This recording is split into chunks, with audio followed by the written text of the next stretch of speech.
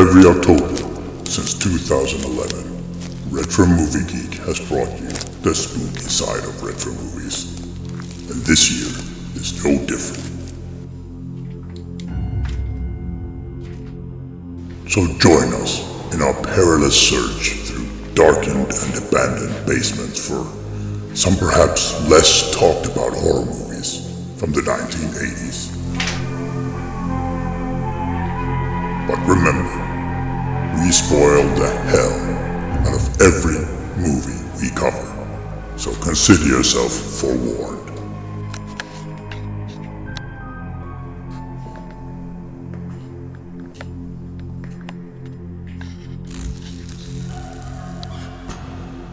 Spooky Flix Fest starts now.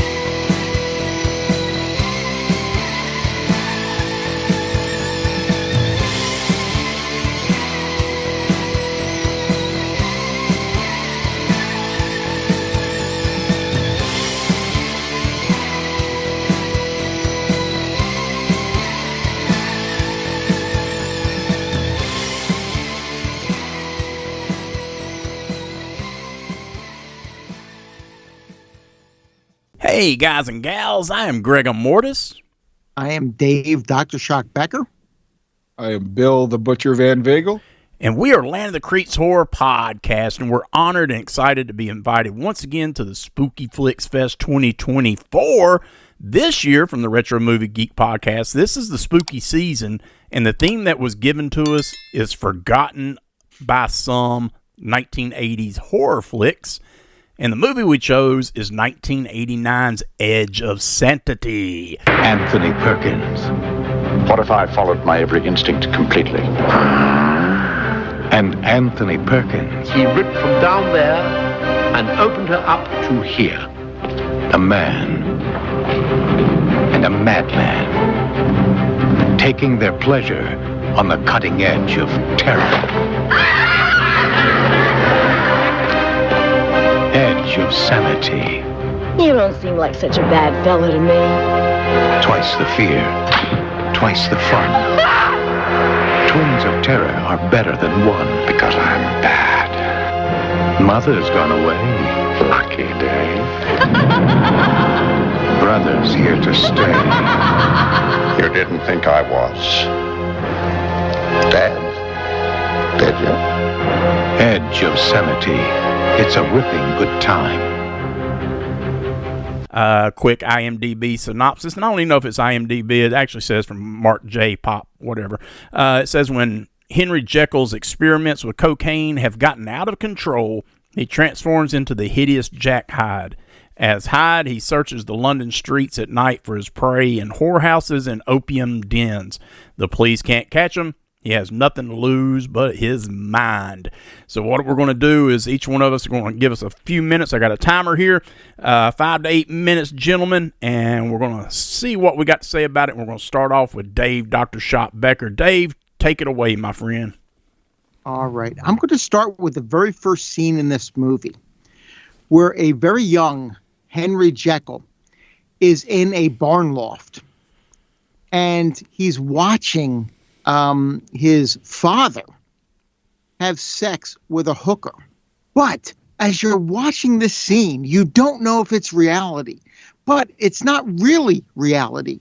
You'd think it might be a dream sequence, but it's not. It is Henry Jekyll's recollections of what happened in his childhood a very traumatic event from his childhood. It plays out. This hooker is sort of like taunting him. She sees him in the loft as as Henry's father is having sex with her, and something happens. It plays out there, bright lights, all this stuff is happening. Originally, I thought it might be a dream sequence, but it was not. It was Henry Jekyll's recollections of a very traumatic period in his life, and then we carry it forward.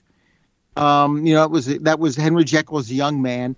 All of a sudden, he's a respected doctor, played by Anthony Perkins, and he's experimenting with a combination of cocaine and ether. He's using it as a sedative in his operations. There's a very discomforting scene early in this movie that has eye trauma. And I really cringe in any movie that has eye trauma where he's operating on somebody's eye and he's sort of lacing it with this combination of cocaine and ether to perform the surgery. And then he's experimenting on this monkey in his lab at home. And something happens where Henry himself ingests this ether. And then he becomes Jack Hyde. And the whole buildup of this movie is Jack Hyde is reliving the trauma of Henry Jekyll's young life. And it's very interesting because the original novel by, Henry Louis Stevenson, The Strange Case of Dr. Jekyll, Mr. Hyde. In the original one, it was Dr. Henry Jekyll, but it was Dr. Edward Hyde. In this movie, it's called Dr. Jack Hyde, because this is a combination of the story of Jekyll and Hyde and Jack the Ripper. I think it works really well as one, and it works sparingly as the other. The whole idea is that Jack Hyde is living out the trauma of Henry Jekyll's youth. That whole opening scene, it's not meant to be taken realistically. All the flashing lights and everything that's going on. It was Henry Jekyll's recollection of what happened to him as a young man. And Jack Hyde now is going to take revenge on all of the hookers in the world, just like Jack the Ripper did in the 1880s in the Whitechapel district of London, because of the trauma of Henry Jekyll's youth. But here's the thing. Like I said, I think this really works very well as a Jekyll and Hyde story, because as Jack Hyde is working out this trauma from Henry Jekyll's life, Henry Jekyll himself becomes more bold. He becomes a stronger person. He becomes somebody, there's a whole scene at a dinner table where he's sort of spouting off about, he's talking to his friends and he's like, it's society that's holding us back. If I want a piece of meat from this person's plate, I'll take it. If I want this woman, I'll take it. It is Henry Jekyll sort of working out his trauma through Jack Hyde. The movie doesn't quite work as well as a Jack the Ripper movie for a few reasons. There's a scene late in the film where the inspector, I don't remember who plays the inspector. I swore to God it was Christopher Lee when I heard his voice. Before I saw his face, I swore to God it was Christopher Lee playing the inspector in this movie. But where he says to Henry Jekyll in this, hey, we want you to come down. 5 minutes, he's almost 3 treating minutes Henry to go. Jekyll like a suspect in this film. And he says to him, we want you to come down and take a look at some of the suspects. We have a feeling that the person who cut them up is a surgeon. Well, that goes back to the Jack the Ripper story. Jack the Ripper, during Whitechapel in the 1880s, everyone thought he was a surgeon and he was the one cutting these women up. There's no way that he was a surgeon in these movies. We see the murders in this movie. We see, Anthony Perkins' character cutting them up like he's completely lost his mind with a scalpel. There's no way he's doing this like a surgeon. And am I out of time, Greg? You got 2 more minutes. Okay. So, in that scene where they go and they call, it's very funny because they treat him like a suspect in this. Whoever it was who's playing like the detective in Scotland Yard is treating Henry Jekyll like a suspect in this scene. And he goes, "We want you to come down because we have a feeling that these corpses are being cut up by someone who's a surgeon." The problem is we saw the murders and we saw him slashing them like there's no tomorrow, and there's no way anybody could look at these corpses and know that they were cut up by a surgeon. Oh, God, I got so much more to say about this movie. I think I'm running out of time. I think it is a very strong Jekyll and Hyde story. I think it's a decent Jack the Ripper story. And where the movie ends, how it ends, it couldn't end in any other way being a Jack the Ripper story. Agreed. But I call bullshit on one specific theme from the end of this movie. In that scene I was talking about where the inspector from Scotland Yard was talking to Henry Jekyll, he was treating Henry Jekyll like a suspect, like he was a suspect in these killings. And in the very last scene of this movie, Henry Jekyll reports the death of his own wife, the only woman who is not a prostitute. And Henry Jekyll's wife is that person. And this inspector says, "Oh, we really feel for you. We're so sorry that your wife has passed away." I call total bullshit. I think that this inspector would have arrested Henry Jekyll on the spot. Agreed. Time is My up. God, I could go on for another 20 minutes about this movie. I am strong on it, but I think it has flaws. Anyway, whoever's next, go ahead. Yeah, that was good right there, and I appreciate the time limit there, unfortunately, because Joel has got us on a time limit. We love you, Joel, but come on, Gil, man. But anyways. Yeah, we love you, Joel, but you're cutting us short here. Good stuff there. So let's go to Bill. Bill, your time starts now, my friend. Alrighty. Well, full confession, full disclosure to everybody. This was my first time viewing. And when the initial list of movies came out for Mr. Robertson to do, I looked at the list and Greg basically said, "Which movie do you guys want to do?" I had never seen Edge of Sanity, and I'm always looking to see a new film. So I was like, well, how about this one? And then the other two guys were like, "Yeah, it sounds good enough." And so I was like, okay, I'm excited. I really like Anthony Perkins as an actor. Aside from his Psycho, he's done a lot of other quality works. And the cast itself is what I can jump into, because I thought Dave did a really good job at touching at the themes. And the main actors, I think, are worth going over because, I mean, mainly the main parts you can look up online. I'm not going to just dredge that up for you. Now, you've got Anthony Perkins, who we all know from Psycho, etc. You've got Glynis Barber, who did some TV work in Doctor Who, and apparently she did a lot of episodes of the British show EastEnders, the soap opera.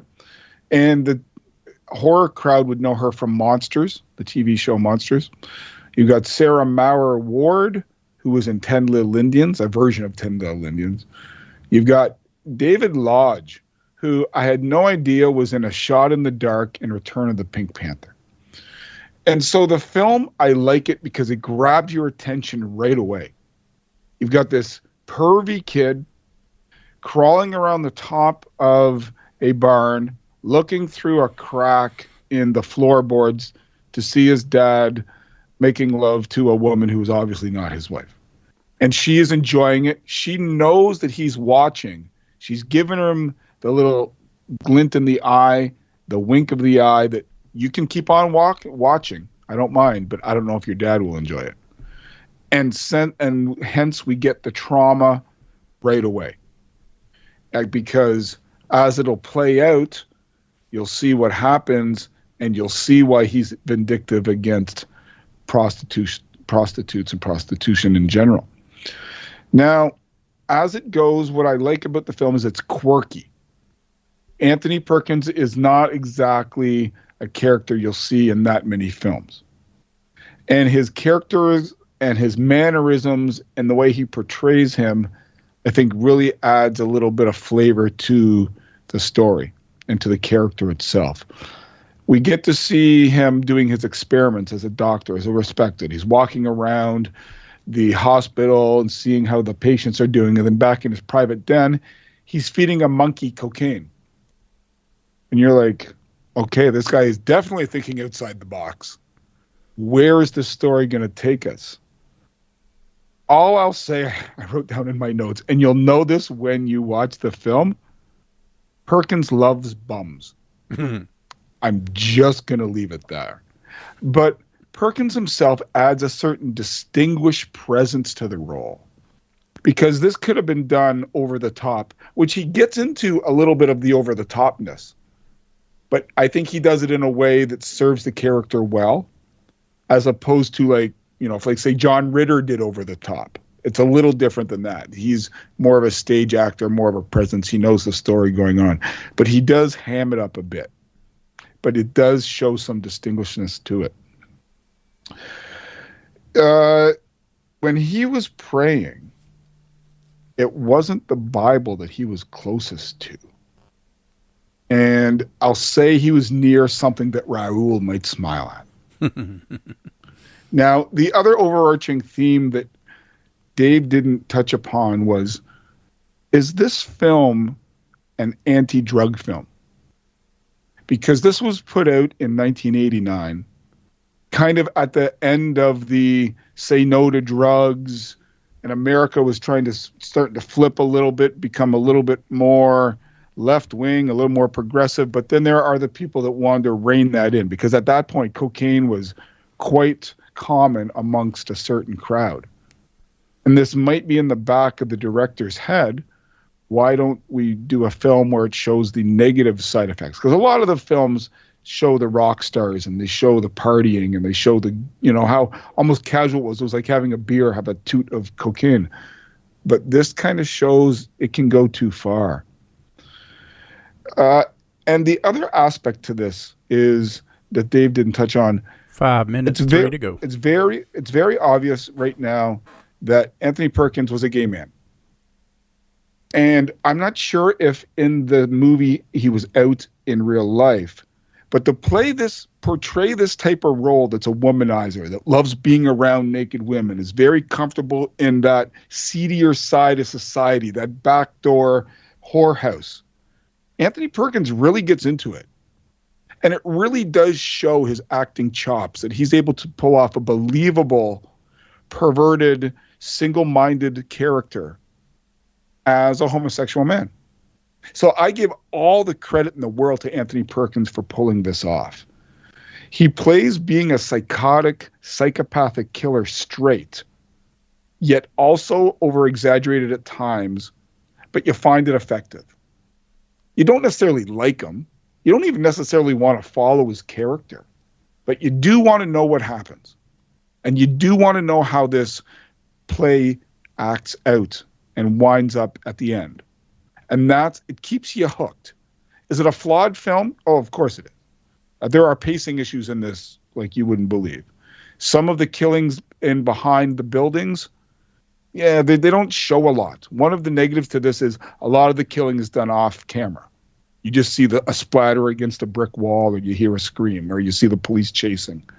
So I agree with Dave in the terms of the Jack the Ripper end of it isn't not quite as strong, but the Dr. Jekyll, Mr. Hyde end of it, I think, is the stronger one.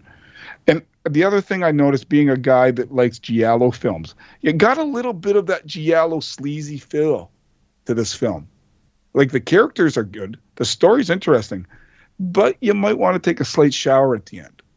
And that's how you might know, this is either my kind of film or it's not. But regardless, the acting is good. And I don't know if we want to talk about spoilers, but somebody gets away with something. And not that many films, especially in 1989, when the box office is sucking in your dough, you're always looking for that Good Time Charlie film. You're not going to get that with this one.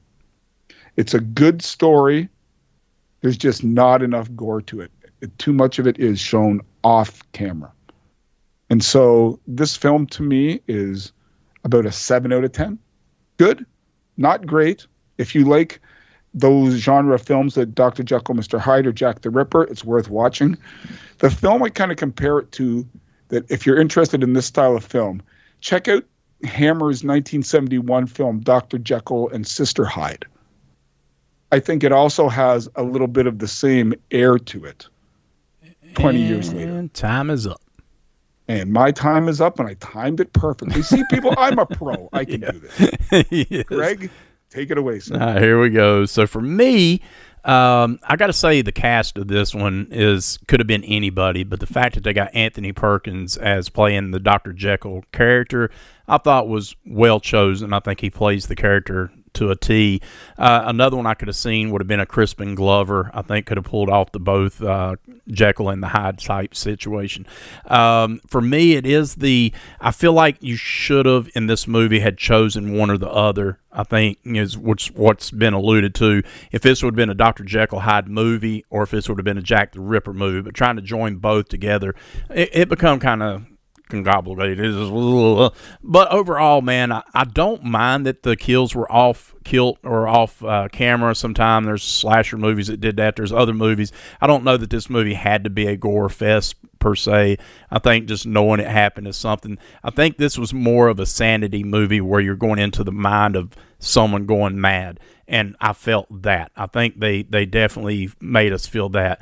The transformation side of this, I thought, was well done. I love how it's nothing like, you see in the older movies with Dr. Jekyll and Hyde, he'll grow beards or he'll face hair change and do this one was just a matter of putting white makeup on, a little red around the eyes, and mess his hair up a little bit. Same person. But it works. I think it really works. This one does have a lot of drug use. It does have a ton of nudity in it.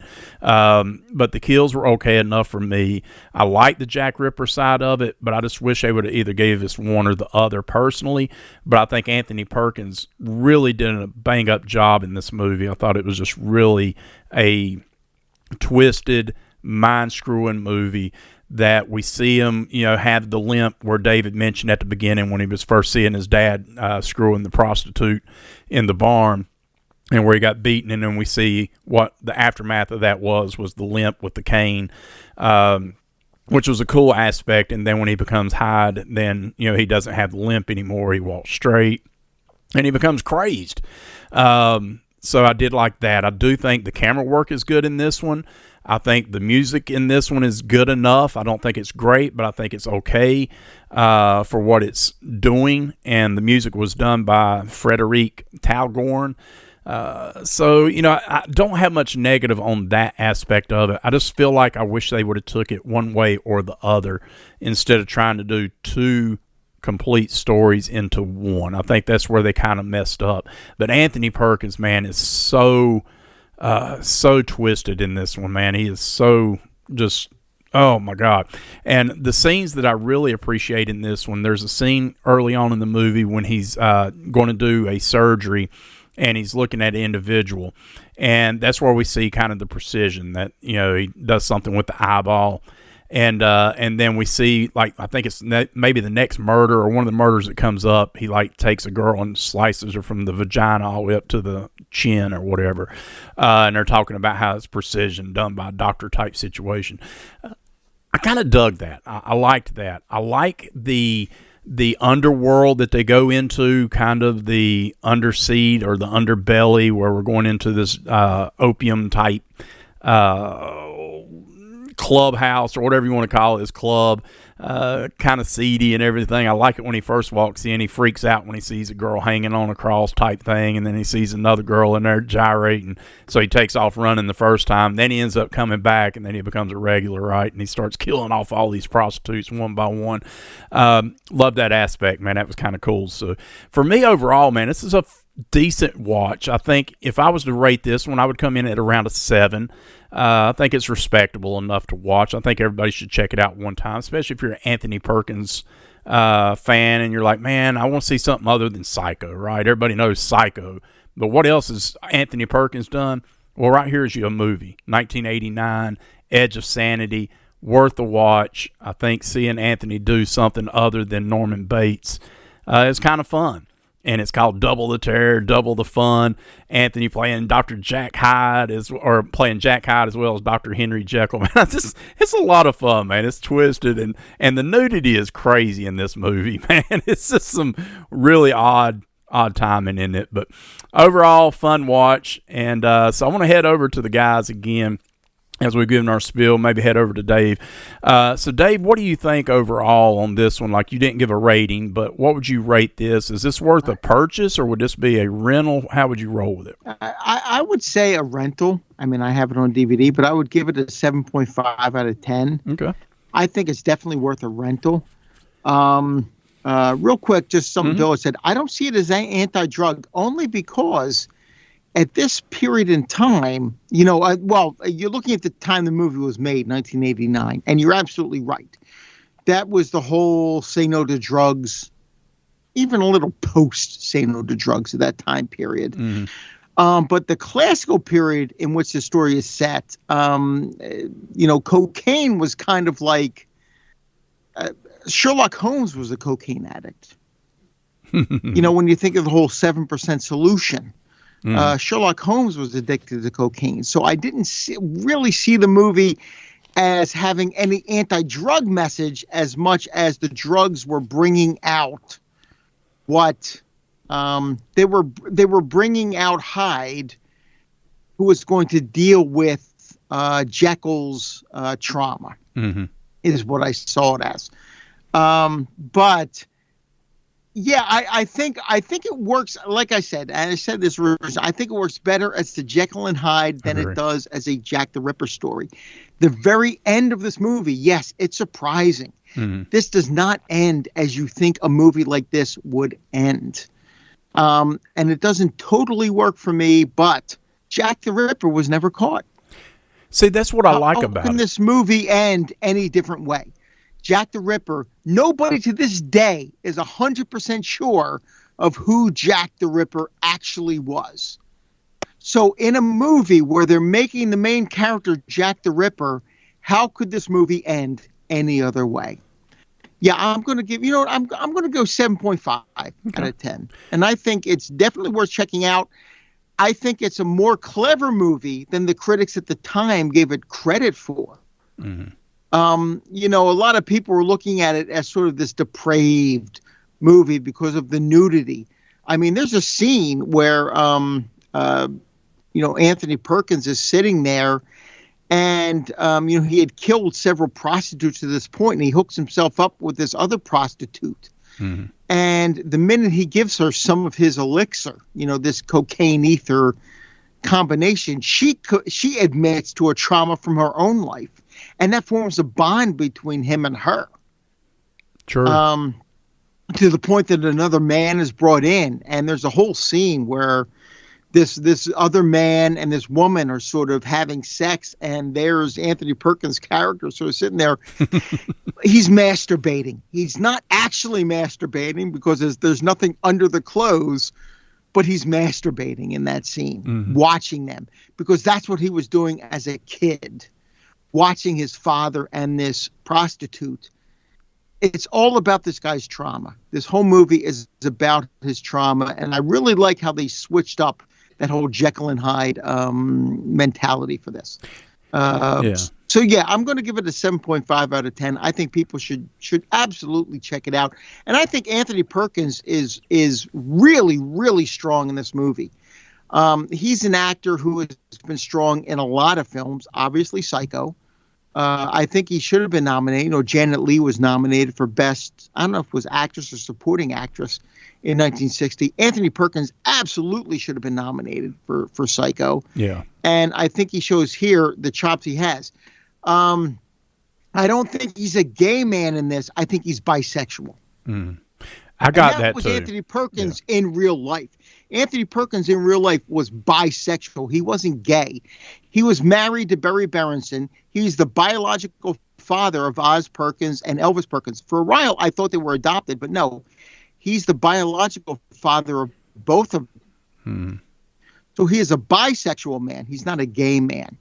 But he definitely had, he died of AIDS. Yeah. That's what Anthony Perkins died of. So yeah, there are aspects of that in this movie as well.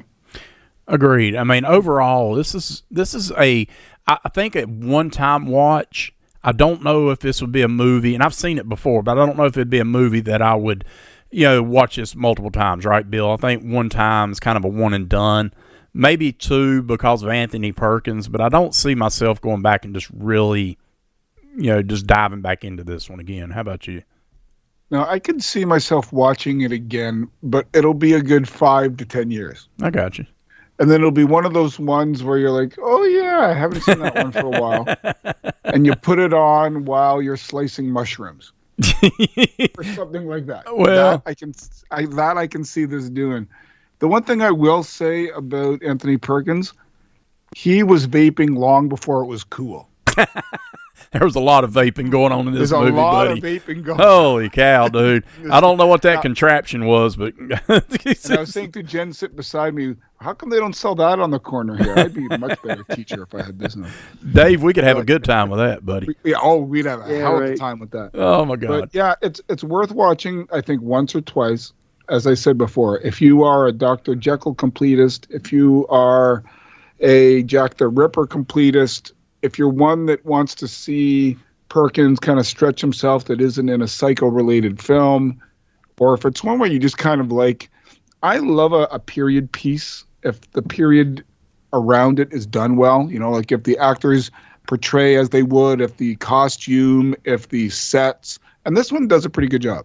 Yep. So, and I mean, I especially like the sets inside the House of Ill Repute. I always like, there's always long corridors. There's always grand stairways. There's women with hoop skirts and, caked on makeup. And I always find that really, really fascinating, especially being a history guy. So yeah, check it out. I give it a 7 out of 10.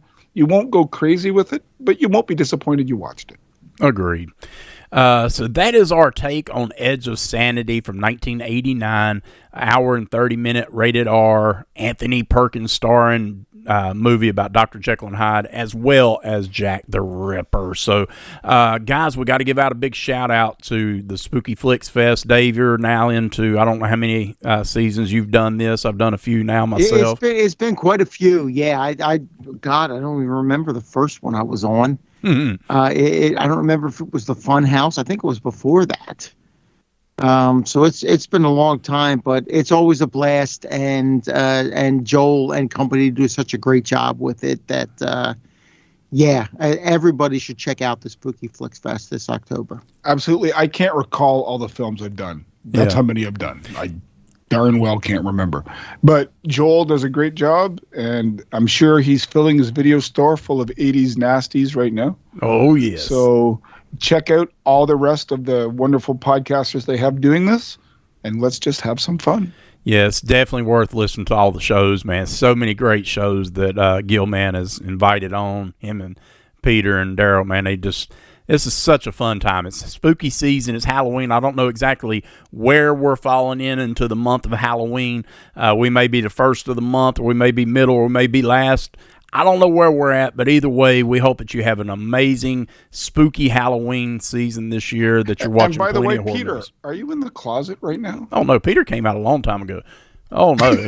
He's got a table and chairs and everything now. He's moving on up, but enjoy your Halloween. Not saying he's necessarily Anthony Perkins coming out of the There you go. So everybody enjoy your Halloween season, man. Watch lots of great horror movies and stay tuned. And if you like what you heard from us, definitely head over to landofthecreeps.blogspot.com or Land of the Creeps Horror Podcast. You can find us on all platforms where you listen to your favorite shows, and we would love if you come give us a listen. You can go back and check out all our episodes, 390, whatever we're up to. Go back and check us out, man. We'd appreciate it. And with that said, we're going to sign out. And I always like to do this. Help keep horror alive. We do that one movie at a time, one review at a time. Peace. Thank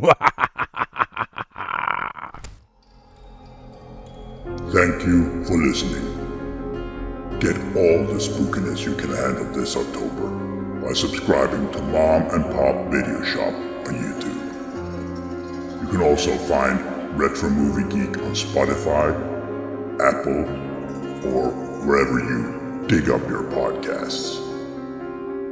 The eerie music you heard at the beginning and end of this episode was provided courtesy of Ed and Gavin and their band Midnight Syndicate.